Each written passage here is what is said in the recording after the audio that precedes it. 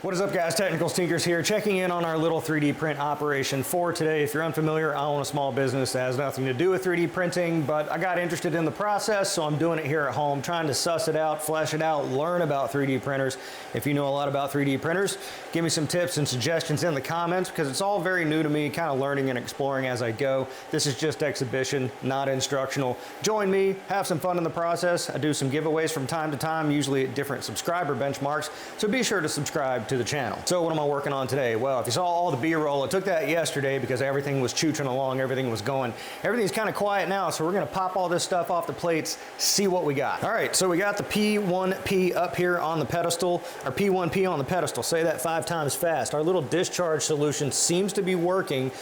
Just maybe want to put a little tray here to catch this stuff, but overall it didn't clog up. This was a relatively simple print, our plate full of asses, and again with a layer shift at the same place, because if you've been watching the channel, you know when I printed this tray of asses, it layer shifted, and I didn't show it, but again it layer shifted right there. Now I think I'll be okay, don't worry, there's no bits and giblets in there. But again, right there, so I'm wondering if this is like a flaw in the model, or if there's just something, it seems to happen right here where it bridges together. I don't know. Now this is, I'm gonna count this as acceptable based on what I priced the model at. Plus, I'm kind of running low on this Bambu matte PLA. I don't know about anyone else that has ordered from Bambu, especially around Black Friday, because my big re-up on Bambu matte PLA still has not shipped. So it's like over a week now. And I asked them about it, and they said like, oh, we got a lot of orders. They were waiting, like, oh, come on, dude. I mean, you sell filament for a living.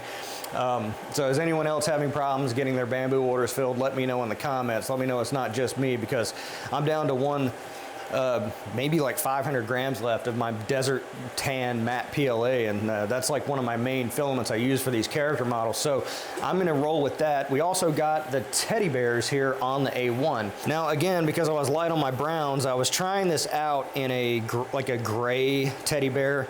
I'm just gonna see how it looks. You know, I'd prefer to use like a brown, maybe like this color brown with the tan, like, you know, dark brown, light brown.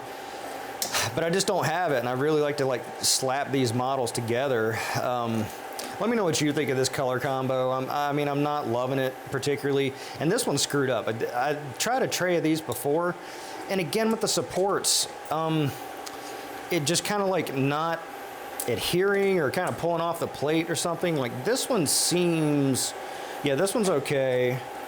This one is okay as well. So we're gonna piece those together and see what we can get out of it. Here on Cobra 1, yes, another Moai head.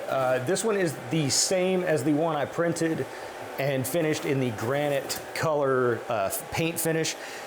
I forget what I did different about this. I think because I just wanted to print one of these at the maximum size, as like the tallest I can get it on the Cobra. You can see the print heads all the way up top. So this one is a bit larger than the one I've already listed. This one's coming in at like 14, 15 inches tall. It's, I think like 450 millimeters tall. So pretty good size. Came out nice, did the seam paint on the back. Top looks just fine, no issues there. Can't say the same for the one down here on Cobra 3. I have no idea what happened on this one. So if you watched the video yesterday, I was talking about printing the big Mayo I had so I can ship it in a box and not have to pay oversized shipping. So I cut his shoulders off, but then something just went full retard here on the top. I'm not sure why, if that's something with the printer or what, but it just completely whiffed on the top of his head. So that's an L. Throw that straight into the ocean. Down here on Cobra 4, horns. And I'm not sure if anyone else is aware of this, but it's actually a federal law in the United States. If you ever 3D print a horn, you have to do this with it at least for like 1 second. Also, if you're into dad humor, you have to poke it out of the fly of your pants and walk around with it for a little bit. So I'll wait when the wife wakes up, I'll be sure to do that. That's for the RHINO head model. We're gonna glue that on. We're gonna take a look at that here in a second. We pulled the prints off the Soval. If you saw that in the B-roll in the beginning, that's for the spool holder, my clone spool holder. We're gonna take a look at that. And then up here a D20 cube, because I actually sold a couple of these over the past week. Sold a few bullets too. I guess Christmas season, people are just buying stuff. Been making sales. I haven't really been talking about it because I just fill them and then take them to the post office. Let me know if you want to see that or me remark on what I'm actually selling. Let me know in the comments. I just figured it was kind of boring old hat stuff, but I'm glad to video myself putting it in a box. But we have a replacement D20 up here. I haven't really checked on it to look and see how it's working out. Let's get our OSHA approved step ladder here. So maybe a little something here. That's probably where a filament change occurred, because when I woke up it was out of filament. But I'm really interested to see the numbers, the overhangs, to make sure everything's good there. I'm running this with normal supports and not organics, which is what I usually did. I can see down here, one of them is nicked off, kind of back inside of here. Let's see if I can push it away and see the number. Because if the number is like super failed, then I need to stop the print. It's kind of hard to see. I'll have to come back to that and check it out, because I'm not exactly sure. But overall, doing this with 0.0 infill, a couple wall loops should be sufficient once it gets all closed up. But going to be monitoring that closely here. This is a long print because I'm running it slow. How much longer we got? 15 hours. So it'll finish up today, but yeah, still, it's kind of a, you know, I don't think we ever really got out of the testing phase with the D20, because there was always so many problems with these occurring. There's always, like, you know, some issue, usually on one of the overhangs with the numbers, and, you know, maybe it's just I need to manually edit the model or paint on more support overhangs to get it to work. But I am optimistic about these normal supports versus the organics. All right, so let's go to the buffet. I got an ass, I got a teddy bear. Mayo head, you can stay here. And can I grab both horns? Let's go. All right, so taking a look at what came off the plate. So I was talking about the clone spool holder that I've been working on. Been measuring up the ones, the ultimate anti-tangle filament spool holders. They're on Thingiverse. They're the ones I use. People ask about them in comments all the time. They're great. They keep the spools from like tangling up. So like, you know, on the Cobras, when they return to home, when they start a print, they'll, you know, kind of go down, and that back winds the filament. And on any other type of spool holder, there's a chance that that slack can get caught around something, but those anti-tangle ones really kind of prevent that from happening. So they work great. People ask about them. It's free design on Thingiverse, but what I've been doing is measuring up, kind of just taking one for one, just break out the calipers and measure it and throw it together in Tinkercad to make my own version of it. When it started, it was so I could make one that holds the 5 kilo spools. And because this model is made to accept these 608 bearings, you can't really just scale it up and do it that way. You know, you'd have to edit the model down to fit those bearings, at least as far as I know. I'm not a designer, I'm not a CAD guy, obviously. So I was like, you know what, let's just make our own, and then we could sell that model for like $1. And then we could do it as part of our charity thing. You know, I'm sure people will come up, do you not have original ideas? No, I don't, not really. Anyway, I've been measuring this up, kind of making my own version of it. That fits together in, you know, pretty much the exact same way. So this filament holder spools that I have now have these 2 arm assemblies that fit on a base, and then it just rocks back and, you know, it's obviously I have to glue it together first, but it rocks back and forth and kind of squeezes the spool, and it uses the weight of the spool to hold it in place. So I aim to make a larger version that can hold the 5 kilo spools, and then a regular version that holds just any size spool. I'm not sure if I can do a universal because the size difference between a regular spool and a 5 kilo spool is quite significant. And so you have to have a wider diameter than you do for this. Now, and maybe there's some kind of like interior portion that fits in, and this is on the outside, but that takes a brain bigger than mine to kind of figure that out. So right now I'm just going for the 2 different versions, still working on that, still doing concepts on that. My aim is to make mine just like super simple. Like the ones that the free model you download off Thingiverse has all these nice chamfers and bevels, and, you know, it's all aesthetically pleasing to look at. Mine is triangles, rectangles, squares, no chamfers, hard edges, brutal Soviet construction, and that's kind of how, you know, how I roll. Maybe I'll learn to do a chamfer one of these days, but working on that currently. Next, the RHINO head. So I got it all glued together. Here, I got some B-roll. So I was able to kind of figure out how big of a piece I needed, because if you saw the video before, it failed here at the top. And so what I did, which I thought was clever, is I actually just measured the distance of the gap, and then I went into the slicer and cut it off until that distance was the same on the bottom plane, and that's how I determined what layer it failed on. I could be a few layers off, but overall it went on pretty crispy clean, because this gets a coat of paint on it. It's gonna cover up, because I mean, there's like these seams here where the parts come together anyway. They're gonna be way more visible than where this part failed. But overall, you know, again, like at a distance, it's fine. Now I'm not gonna be using the pegs that this model came with to hold these together, because the glue is gonna be fine, and this is like the smaller version. But overall, can I hold it on there? Can I do two things at once? Can I pat my head while I do this? Yeah, overall, pretty cool model, huh? So this I count, well, I'm gonna paint it up first, but this I count as a win. It came out pretty good.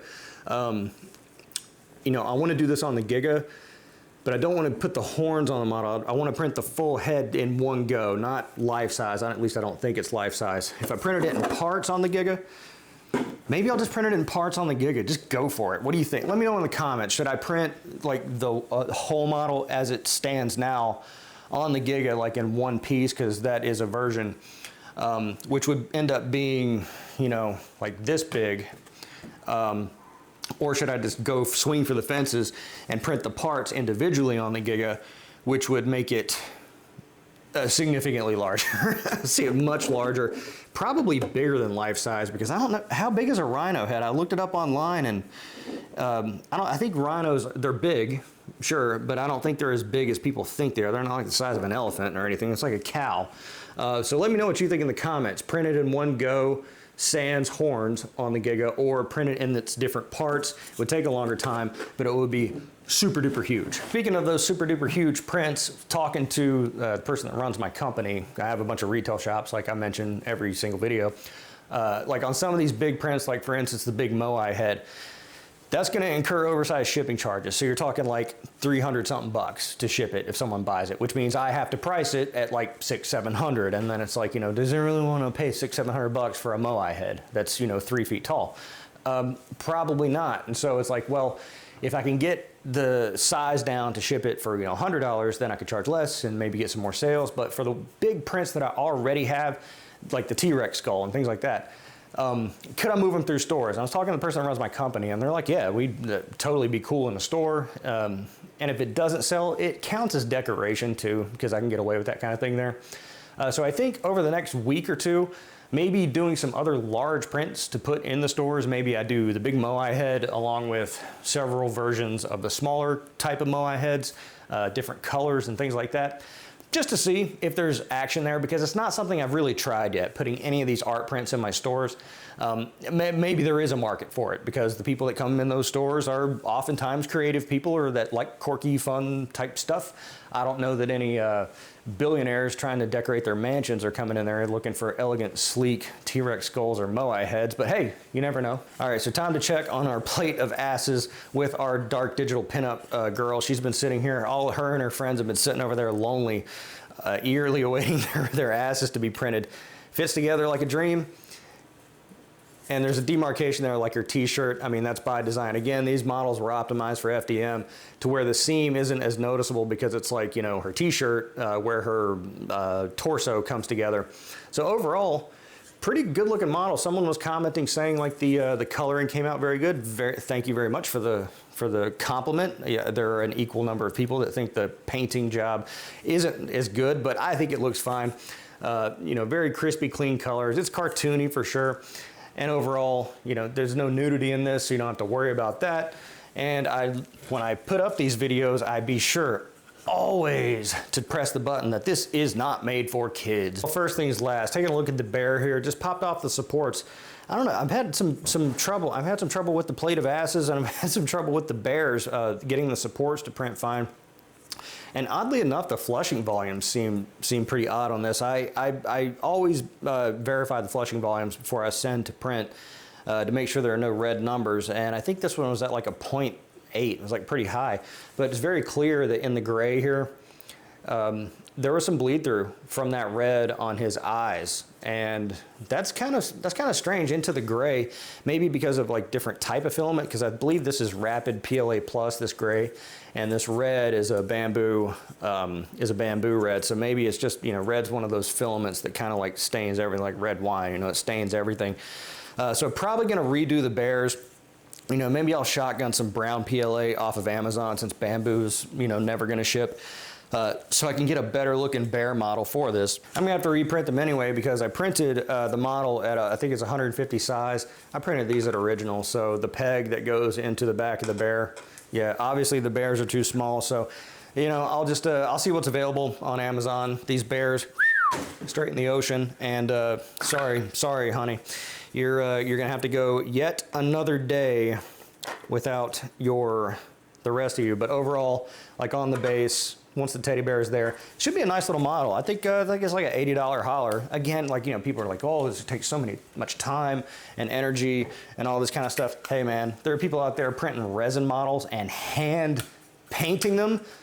Oh man, that sounds like the 10th circle of hell to me, and selling it for the same price. So again, this is not a labor of love, but overall it's more about, this can be scaled. You know, if you had several printers, several printers printing of this type of model, it's a real easy glue together. You know, take off the sports, glue it together, and it's done. There's no like touch up or painting or anything like that. The printer handles all of that. So the labor time is significantly less than something like one of these big gun models, or, you know, even the Moai head, because you have to sit there and spray paint it. You got to wait an hour for the paint to dry, hit it with another coat of paint, hit it with clear coat, whatever. So I'm not too worried about that in terms of like, you know, post-processing or having like a lot of pieces or the print time. Because again, it seems like most people, to get around that with, you know, larger farm, you just get more printers. You know, it's, you know, right now I don't have a lot of printers because I don't make enough sales to merit having that many printers. But, you know, like I have the Bambu with the double AMS, and so that gives me the capability of doing more intricate, more color prints, you know, up to 8 colors. And so, you know, I want to utilize that. I want to do that because, you know, I see other people printing multicolor with Slinky Dragons and things like that, but I don't see a lot of people printing with like a double AMS unit. You know, usually they're just running like 1 AMS and keeping it at 4 color. So again, it's, you know, another barrier to entry within a realm that doesn't have a lot of barriers to entry. So we'll just see what comes of it. In terms of meta stuff, again, working with FlashForge, hope to see their printer soon. Got another contact from another supplier for a laser engraver, a second company about a laser engraver. So they seem like they want to send me one for review. And a lot of people in the 3D print space use laser engravers as well. It might be good for some of these products, like, you know, some of the ones that I actually design. You know, pop one section of this into the laser engraver and just have it, you know, put my logo or something like that on it. Might be a good thing too. Might be a good thing too, because I include these in the order. Like these, is this upside down? It is. You know, thank you, 5-star review, question mark. You know, I pop these in the order, and I'll probably do a different version of these in the future. You know, someone mentioned using a QR code, which is, oh, that's 200 IQ right there. But I could print out something that's like die shaped, and then just use a laser engraver to put all that stuff on a piece of plastic and send it out. And then I could get much more creative with what I want to put on there, just using a laser engraver. I also have the clear fume extractor to use alongside that thing in case of that. So very eager to get my hands on that. Should that go through, that'd be very nice. Lots of stuff going on all the time, always. Love to know what you think in the comments below. Be sure to subscribe to the channel and like the video, because it's the nice thing to do. I'm The Technicals. See you next time.